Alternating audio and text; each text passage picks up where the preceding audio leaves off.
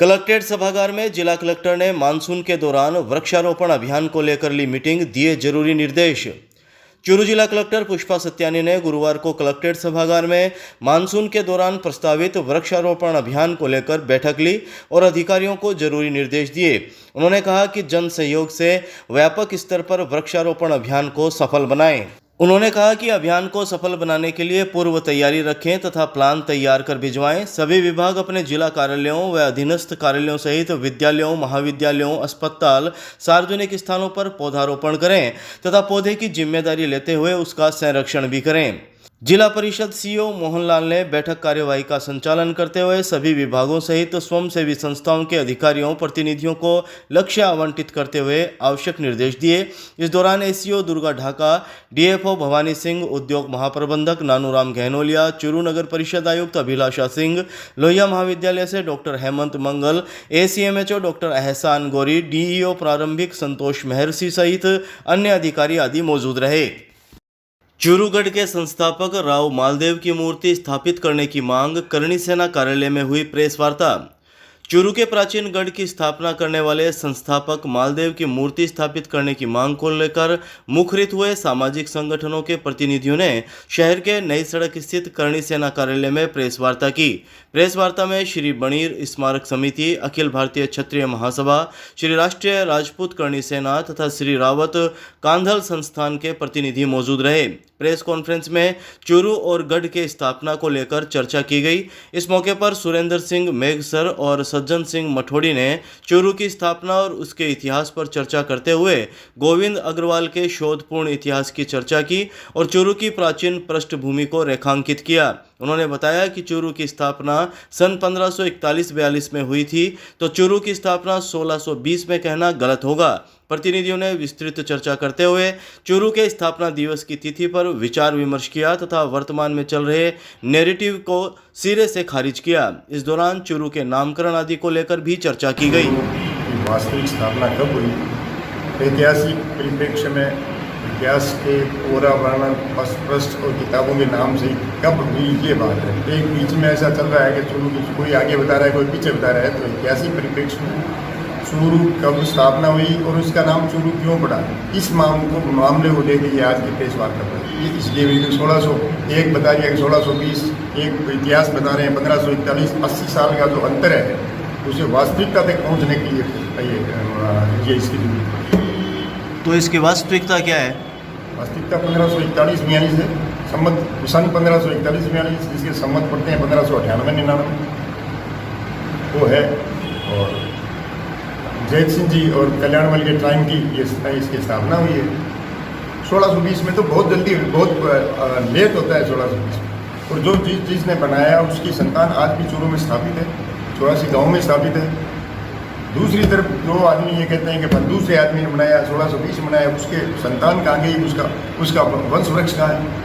अगर हमसे पूछो तो हम वंश वृक्ष देंगे आपको। मालदेव जी कहाँ से आए, हम से आए, वो पहले कहाँ से उनकी 349 पीढ़ी हमें बता सकता हूँ आपको, दे दूँगा 349 पीढ़ी मेरे पास डायरी में। रतननगर क्षेत्र में मोबाइल टावर से उपकरण चोरी के 4 आरोपी गाजियाबाद से गिरफ्तार। पुलिस ने कोर्ट में पेश कर लिया 2 दिन के रिमांड पर। चूरू जिले के रतननगर थाना क्षेत्र में लगे मोबाइल टावर से उपकरण चोरी करने के 4 आरोपियों को पुलिस ने गाजियाबाद जेल से प्रोटेक्शन वारंट पर गिरफ्तार किया है। पुलिस ने चारों आरोपियों को कोर्ट में पेश कर 2 दिन के पुलिस रिमांड पर लिया है। रतननगर थाना अधिकारी जयप्रकाश ने बताया कि निजी कंपनी के मोबाइल पर तकनीकी कर्मी के पद पर तैनात रतननगर निवासी महबूब ने रिपोर्ट दी कि रतननगर में निजी कंपनी का मोबाइल टावर लगा है। 6 अप्रैल की रात करीब 1 बजे दूरसंचार सेवा बंद होने का अलार्म मिला। साइट पर जाकर देखा तो दरवाजे का ताला और लगाई गई चेन नहीं मिली। अज्ञात चोरों ने मौके से टावर से कई उपकरण चोरी कर लिए। पुलिस ने मुकदमा दर्ज कर जांच शुरू की। पुलिस ने जांच करते हुए गोकुलपुरी नई दिल्ली निवासी 19 वर्षीय कैफ मलिक, हसीनापुर जनपद मेरठ उत्तर प्रदेश निवासी 23 वर्षीय सुएब तेली, चांदीनगर बागपत उत्तर प्रदेश निवासी 30 वर्षीय सुमित गुजर और मैंगलोर जनपद हरिद्वार निवासी 33 वर्षीय राहुल गोयल को गाजियाबाद जेल से प्रोटेक्शन वारंट पर गिरफ्तार किया है। मामले की जांच कर रहे हेड कांस्टेबल ने बताया कि चारों आरोपियों को कोर्ट में पेश कर पुलिस रिमांड पर लिया गया है। चूरू में हीट वेव और तल्ख धूप के बीच पारा 45 डिग्री पार, आगामी दिनों में सीवियर हीट वेव की चेतावनी। चूरू में चिलचिलाती धूप और हीट वेव के बीच लगातार तापमान बढ़ता जा रहा है। यहाँ 45 डिग्री के पार तापमान चल रहा है। आज सुबह से ही सूर्यदेव के तल्ख तेवर रहे। मौसम विभाग ने यहाँ सुबह 8:30 बजे 34 डिग्री तापमान दर्ज किया, जो 11:30 बजे तक 43 डिग्री के पार पहुँच गया। मौसम विभाग ने यहाँ दोपहर 2:30 बजे 45.0 डिग्री तापमान दर्ज किया। यहाँ अधिकतम तापमान 45.3 डिग्री दर्ज किया गया है।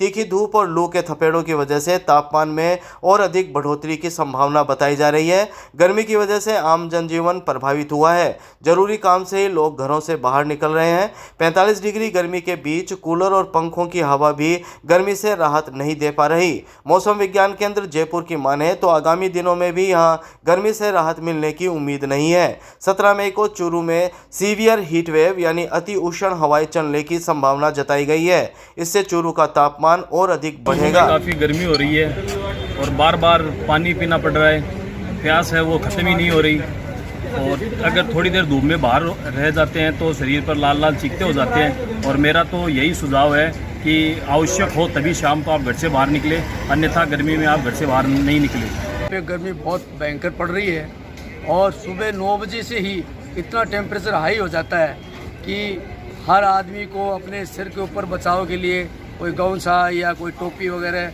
बचाव के लिए रखनी पड़ती है। यहाँ तक कि जो यहाँ पे जो अधिवक्तागण आते हैं वो गाड़ी में ऐसी में आते हैं, फिर भी उनको इतनी गर्मी लगती है कि कोई उसका तोड़ नहीं है। बहुत भयंकर गर्मी हो रही है इस क्षेत्र में। कोतवाली पुलिस ने हत्या के प्रयास मामले में फरार चल रहे इनामी अपराधी को किया गिरफ्तार।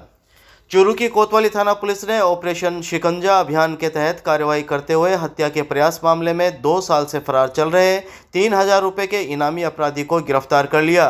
कोतवाली थाना अधिकारी मुकुट बिहारी ने बताया कि 17 मई 2021 को शहर के इकराम थीम ने मुकदमा दर्ज करवाया था कि वह और महबूब थीम स्कूटी से जा रहे थे कि शहर के नेचर पार्क के पास मोहम्मद तौफिक ने रंजिश के चलते कार से स्कूटी को टक्कर मारी और उन पर लाठी सरियों से हमला किया। इस पर कोतवाली थाने में पुलिस ने व्यापारियों का मोहल्ला निवासी मोहम्मद तौफिक के खिलाफ आईपीसी की धारा 307, 323, 341, 427, 143 में मुकदमा दर्ज कर जांच शुरू की थी। इसी मामले में आरोपी पिछले 2 साल से फरार चल रहा था, जिस पर पुलिस मुख्यालय ने 3000 का इनाम भी घोषित कर रखा है। इसे गुरुवार को पुराना बस स्टैंड से पुलिस के द्वारा गिरफ्तार कर लिया गया। आरोपी की गिरफ्तारी में विशेष भूमिका एएसआई वीरेंद्र खोटिया, एएसआई शिव कुमार कुल्हेरी और डीएसपी दफ्तर के कांस्टेबल वीरेंद्र ढाका की रही। विधायक हरलाल सारण ने किया गादसर गिनानी का निरीक्षण, अधिकारियों को दिए निर्देश। चूरू विधायक हरलाल सारण ने गादसर की गिनानी का अवलोकन कर अधिकारियों को जरूरी दिशा निर्देश दिए हैं।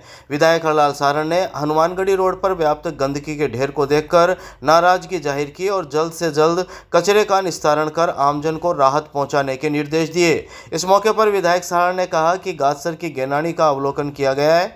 आने वाले बरसात के मौसम को देखते हुए इसके सही रख रखाव के लिए अधिकारियों को निर्देश दिया गया है, ताकि इससे गिनानी बारिश के पानी से ओवरफ्लो होकर टूटे नहीं। सारण ने कहा कि हम सब बहुत ही संवेदनशीलता के साथ इन समस्याओं का निस्तारण करने के लिए प्रयत्नशील हैं। जन समस्याओं का शीघ्र ही समाधान कर दिया जाएगा। इस दौरान भाजपा जिला अध्यक्ष बसंत शर्मा, जिला महामंत्री अभिषेक चौटिया, पूर्व प्रधान विक्रम कोटवाद, मंडल अध्यक्ष सुरेश सारस्वत, दीनदयाल सैनी, नेता प्रतिपक्ष विमला गढ़वाल सहित अधिकारी मौजूद रहे। साहबा पुलिस ने कंटेनर से 2 करोड़ 72 लाख का डोडा पोस्ट किया बरामद, 2 आरोपियों को किया गिरफ्तार। चूरू जिले की तारानगर तहसील के साहबा में थाना अधिकारी अलका बिश्नोई ने बड़ी कार्रवाई करते हुए 2 करोड़ 72 लाख का डोडा पोस्ट पकड़ा है। पुलिस ने आरोपी तस्करों को भी गिरफ्तार कर लिया। तारानगर डीएसपी मीनाक्षी ने पत्रकारों से बताया कि चूरू एसपी जय यादव के निर्देश में नशे के सौदागर और तस्करों के खिलाफ चल रहे अभियान के तहत साहबा पुलिस ने नोहर रोड पर नाकाबंदी कर रखी थी। इसी दौरान एक कंटेनर तारानगर की तरफ से आया। रोकने पर आरोपी घबरा गए। पुलिस ने तुरंत कंटेनर की तलाशी ली तो उसमें धागों के बोरों के नीचे 1711 किलो डोडा पोस्ट मिला, जिस पर पुलिस ने पंजाब निवासी पलबिंदर और उत्तर प्रदेश निवासी मंगल पासवान को गिरफ्तार कर लिया। डीवाईएसपी मीनाक्षी ने बताया कि प्रारंभिक पूछताछ में आरोपियों ने बताया कि डोडा पोस्ट चित्तौड़गढ़ से पंजाब ले जाया जा रहा था। उक्त पुलिस कार्रवाई में साहबा थाना अधिकारी अलका बिश्नोई और कांस्टेबल कुलदीप की अहम भूमिका रही।